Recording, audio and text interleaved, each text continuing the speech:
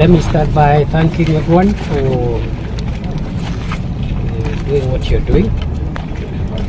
I will not tire to say that we appreciate what every role player, 10, and then a few others, including one who died in hospital, and therefore the total number of bodies that were subjected to the post-mortem at the Malindi Sub-County Hospital were 112.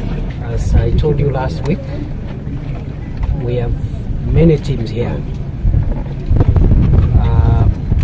The team that was overseeing the post-mortems for the first phase to join my colleagues who have been here all along.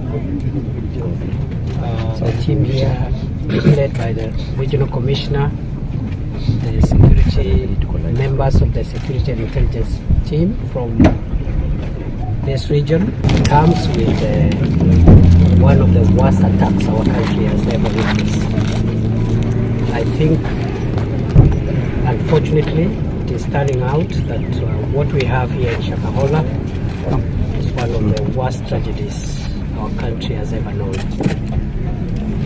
I have massacre. And therefore today I'm here to oversee the resumption of that exercise. I am afraid we have many more graves